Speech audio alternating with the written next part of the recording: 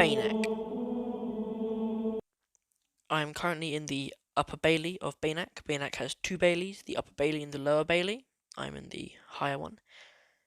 The Upper Bailey contains the chapel and it faces the castle. Currently, the castle has a mix of square towers and round towers, machicolations, embrasures, battlements, mullioned windows, oriel windows, and Tudor arches. The castle is placed on a spectacular hill, with Castle Nord just visible in the distance. It commands a strategic position as it controls the waterways and the methods of trade along the Dordogne, and it can survey almost all of the Dordogne from this one position. We're now coming up to the Great Hall. Going into the Great Hall, there is a stable where the Lord of the Manor and his closest guards would keep their horses for quick deployment, large tables, a few lanterns, some gas lights. There are large wooden bulks and planking across the ceiling, and some of them still retain soot and smoke from the period. There are many tapestries and carved furniture around the castle. Looking through this mullioned window, you can see that there is walnut panelling, which is a common wood in the area. And the mullioned window shows that the owners of the castle were obviously rich, as they could afford the glass. There are many great fireplaces that would have been burning all winter to keep the castle nice and warm. The guardrobe here has been blocked up, but you can see quite clearly through a hole in the centre.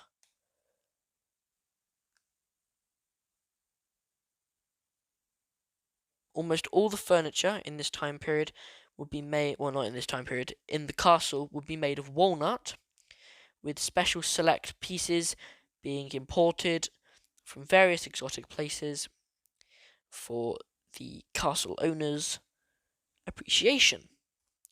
Most of it was hand carved, with only a few of it being wrought from multiple bits of wood.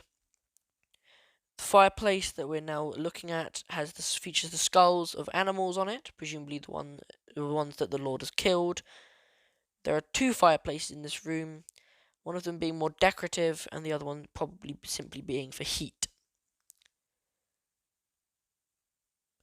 This room is the Room of Justice, where the manor courts would be held. Multiple courts have been held here in the time period.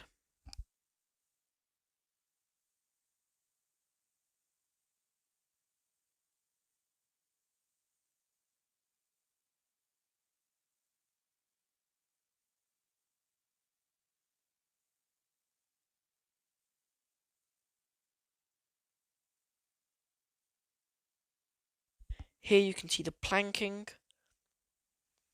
and here is one of the staterooms. Not available for public access, but you can see that they have rich carpets, wall paintings, fine furniture, paintings on the ceiling, and multiple fireplaces.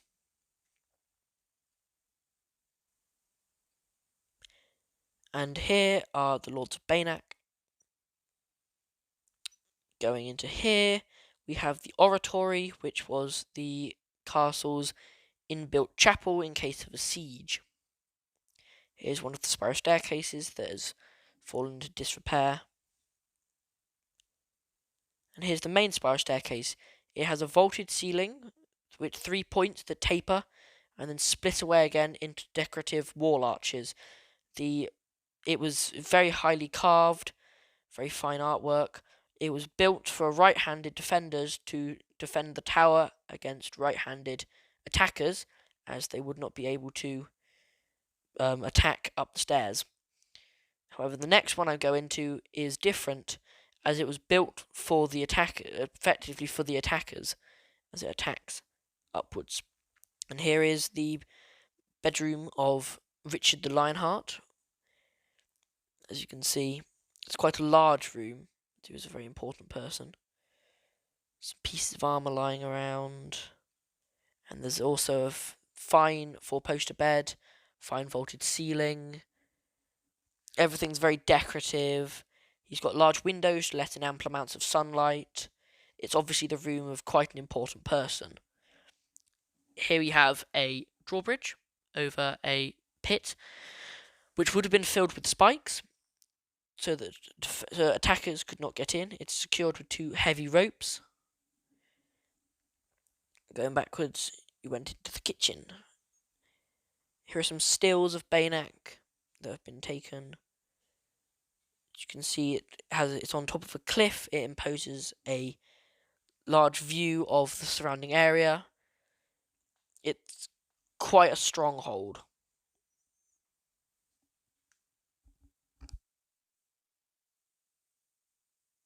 And here is Milandes, Chateau de Milandes. Here is one of the smaller gardens.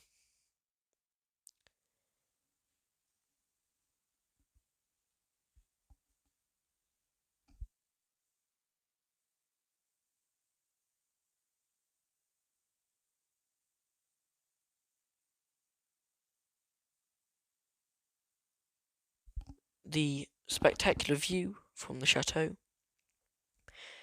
There's a view over some of the grounds. And there is the chateau slightly in the distance, but you can still see it. It just shows just how large the grounds are. It's the main tower of the chateau. You can only just see it through some trees.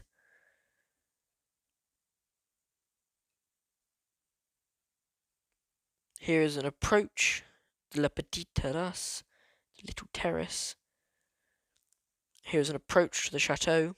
You can see that it's mainly made of round towers with some highly decorative chimneys, spires, multiple arches. When we go round to the front, which hopefully we will in a minute.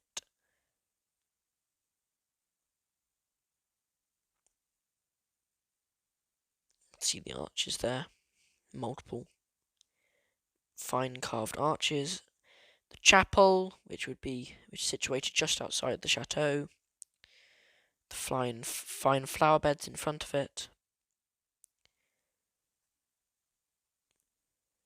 Here we have an approach. As you can see, most of it is round towers, but there are some squared off edges. Fine vaulted roofs, exquisite carvings over the window frames, which are all hand carved. It bears the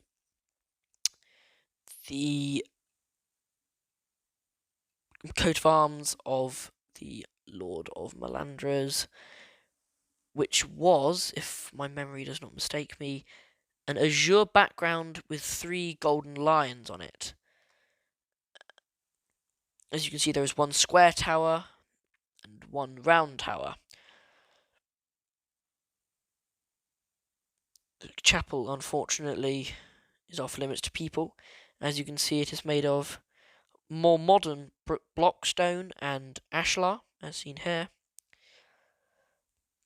which proves that some of it wasn't built actually in the medieval period. It was completed afterwards, or in a different time or a different style.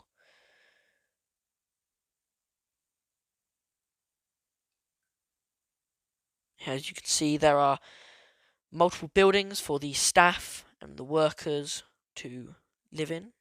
Unfortunately, I cannot film inside, or could not film inside, but there is this exquisite door that has multiple carvings on it.